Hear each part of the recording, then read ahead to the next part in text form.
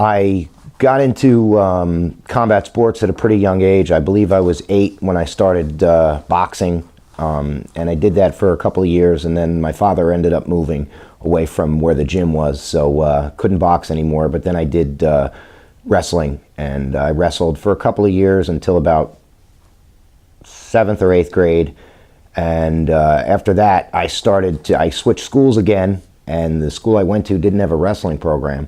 So then I went to martial arts, and I started studying martial arts, and I went to pretty much every school in New Jersey at the time. It was mostly karate and aikido and judo, and some stand-up jiu-jitsu, traditional jiu-jitsu, and did that pretty much until 1993, until I saw the UFC, and then I started training, submissions and the whole nine. I always had a big interest in Muhammad Ali. I saw Muhammad Ali fight, I don't know how old I was, but I thought it was really cool, and I really liked boxing. And my father had moved into a new apartment, and my mother and father were divorced, and when I would go see him, there was a boxing gym literally on that block. So I, said I wanted to go a few times, so he finally brought me in, and, and that was it. It was just a major interest. And I always had an interest in the combat sports, but not necessarily for self-defense, just as somebody would like soccer or baseball. I just liked it. When I was younger, I grew, pretty quick, and I was very awkward, and didn't grow into my body right for a while. So I was awkward, and I definitely didn't do great in combat sports in the beginning at all. I definitely took my lickings learning it, but that never bothered me. It never bothered me at all. It was more or less an escape. I have dyslexia, and school sucked, and I hated school, and I hated learning, and physical activity just made a lot of sense to me. It was adapting to somebody coming at me rather than having to figure out a mathematical problem or something like that. It was figuring out the problem, live with it, with the adaption, and that was what I got out of it. I'm not much of a risk taker. I'm not much of a gambler. I don't do that. When the switch gets flipped in my head, I do stupid things. Normally, I'm a pretty conservative, mild-mannered person, so fighting to me is outside of my comfort zone in a way. It's not my comfort zone. I like doing it. I like pushing myself to that limit from time to time, but I'm not a big risk taker. As far as the rage or anger issues, yeah, I've always had a little bit of a problem after I get into that part of being really mad. I can't get out of it. And that's a part of, that was a part of my, problem, sort of problems in school, was that I would just get too angry and then, react to it. But as far as the risks, I actually tried to stay within the lines most of the time in life. I'm not a big risk taker. Definitely. Whenever I would have a hiatus from training for whatever reason, whether it be, another interest or an injury or whatever, within a couple of weeks, the anger would be out of control, and I would have to go train again. First time I saw the UFC, I saw the coming attractions, and I thought, wow, I can't wait to see this. This is the most exciting thing that could possibly happen. This is just my fantasy to see this. And I saw the first one, and I immediately,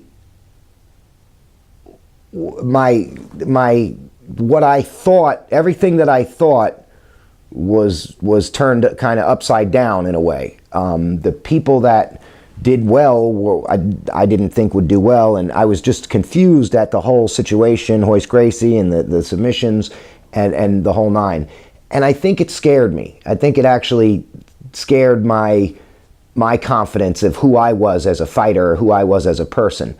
And I tried to dismiss it. Nah, that was this, that, and the other thing. Maybe professional wrestling style. That was bullshit. I'd kick that guy in the face.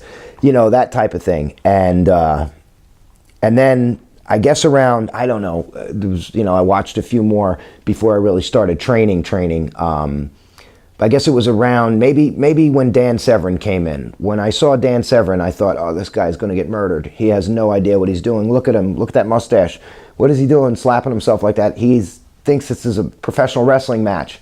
And then to see what he did to the Anthony Macias, and to see his wrath and think, if I gave him the finger in traffic, he would suplex me all over St. George Avenue. Like, I can't imagine that. I have to start training, because I can't take that some guy like that would beat the living crap out of me, and the skinny guy in the gi in his underwear or whatever would beat the crap out of me. So I started training. I really, really took it serious, and I started training. And I had a friend who was in training in judo, and so I went right with the judo newaza and stuff, because I couldn't afford Brazilian Jiu-Jitsu at the time, because it was like $300 an hour back then. It was only like 2 guys doing it, and it was expensive. So I did, judo, and that's how I started. And it wasn't long after that until I started looking for places to fight and just seeing what I had. Definitely to test my previous knowledge, what I was working on. I had to see if I knew what I was talking about. It's totally different than now. It's so crazy, because you had to throw if you lost, then that means you had to throw everything out and start over. You know what I mean? My first fight was in New York State, and it was basically in a barn, dojo barn, and they had a circle of people holding pads, and you went into the circle of pads and fought. There was no cage, there was no ring, there was nothing. It was a padded floor, but if you got close to the guys, they would hit you with the pads and send you back in to fight. It was absolutely insane. I wasn't that comfortable fighting either. I was actually kind of like, it was a little bit more ghetto than I expected. But that was the first place that I even fought, and the matchups were just, we had no choices. And the promoter said that when we came up there that they would give us a room and board for the night. And the room was actually a horse stable. There was horse stables, and that was your room, a horse stable. There was a couple of experiences that I remember specifically. One is I was very unsure of myself before the fight, extremely. I had fought, before in kickboxing and boxing. I had been in a ring before it, so I was, comfortable with that idea. But for some reason, I was not comfortable with the whole environment and the padded circle and the whole thing. I was just completely thinking about maybe possibly not doing it up until the point where I did it.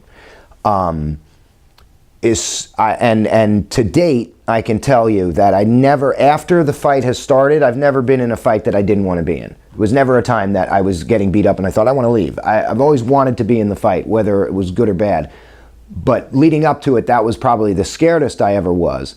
And then afterwards, I remember thinking, I can never come to a fight alone again, because it was a 3.5-hour ride and my eyes were swelling shut as I was driving, and I wasn't going to stay in the stable.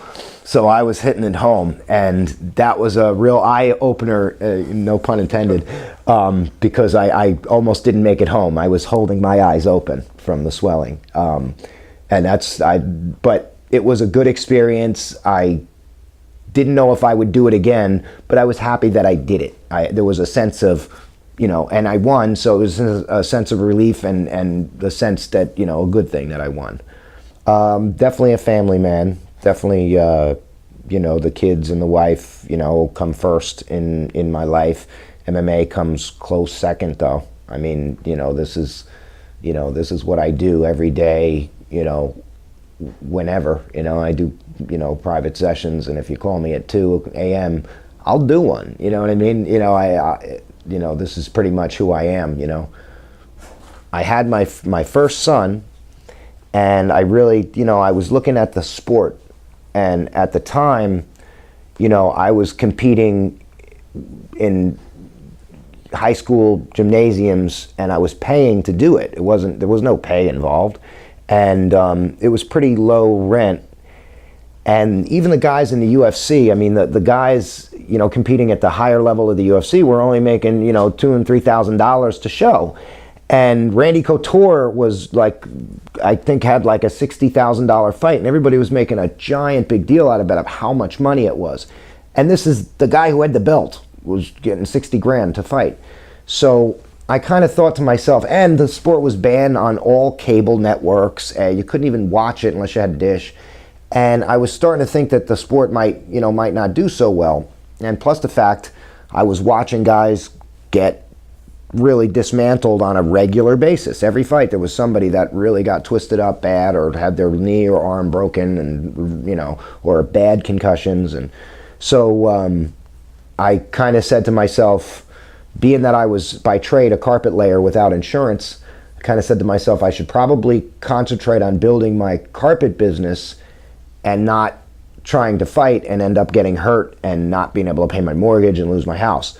So I made the commitment to myself that I wasn't going to fight anymore. I used to take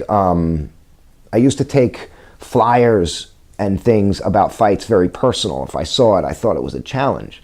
So I told myself that I wasn't going to do that anymore, and that I was just going to get away from it and just train and concentrate on my family. And so that's what I did. So that was probably around 2000, maybe 2003 was the complete wrap up. But and that was it. And as far as my desires,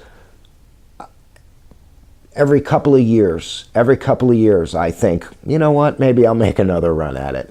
And I start training, and 2-3 weeks in, I hurt myself, or something happens, and some major problem with the family or life, and I go back to my normal life, and I don't end up doing it. So I do have the desires, but I think that, I got what I needed out of fighting. And I think it's a young man's sport, and I probably am better off staying out of it and trying to just pass on the information that I do have.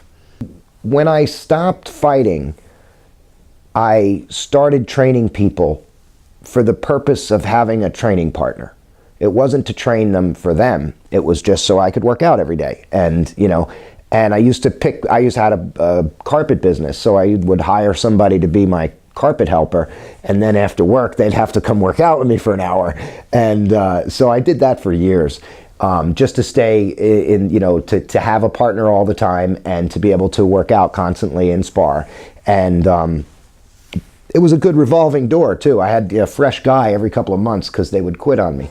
But then I guess around somewhere around 2005, 2006, I actually just started to, my business started to have problems. The flooring business was really taking a hit, and I was, having more time off, and I started charging money to train, and training people a little bit more, and it just kind of like built from there.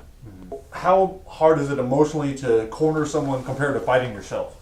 It's the worst. It's 10 times harder. It's all the nerves and all the emotion before the fight, and all the anxiety, and then you have to just, when the door closes, you're on the wrong side, and you have to just yell and scream from the outside and hope that things go the way you want it to go. But it's actually probably it's all the worst parts of fighting with none of the best parts.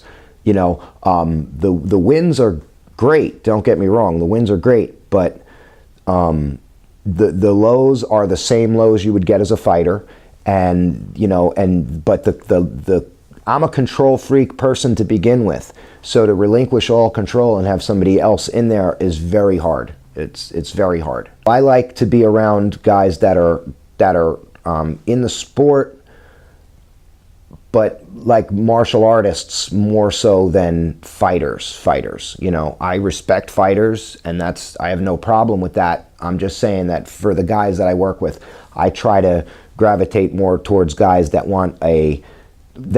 that are going to train after they're done fighting, not training just specifically for a career or because they want to be superstars or they see the Ultimate Fighter and they think they can do it. I would rather deal with people that after they wrap up their career, they'll still go to the gym and train 3 days a week, and they'll still stick with everything they're doing because it's a lifestyle more so than just a way to make a buck. People that don't like the sport or think it's too violent, you know, there's a lot of parts of it that I can agree with. There's certain parts of the sport that I don't even like. And there's as the sport evolves, it degrades at the same time. Because, you know, I mean, back in the beginning, in the 1993-95 era, I mean, physically, the guys all look out of shape now. If you look at it, they all look out of shape. Nobody looks like they're in any shape. And nowadays, these guys are just pushing the limits of their abilities. But when you see, you know, somebody get knocked out and the guy just stay on top of him, punching him until the referee stops, and he just has no problem doing that, and everybody says, hey, go until the referee pulls you off. You know, that to me is just, that turns me off big time, you know. And back in the early days, you know, Tank Abbott would do something like that, but for the other guys, kind of sort of, they wouldn't do that, you know. Remco Pardo was nailing that guy, and he stopped when the guy was unconscious. He didn't just continue to do it. So, I think that, you know, there are certain parts of the sport that are very ugly and that are getting uglier. And they're going to have to change that and clean it up if they really want it to be like the NFL. But, you know, other than that, like I said, to me, it's a sport. To me, it's not, I don't like the violent side of it. That's why I train guys that want to be more strategic than just, you know, elbow somebody in the face on the ground. You know, that's a part of the sport, yeah. But I would rather, you know, it be, you know, a little bit more strategic and a little bit less, you know, just, you know, cutting the guy just to get the finish. You know what I mean?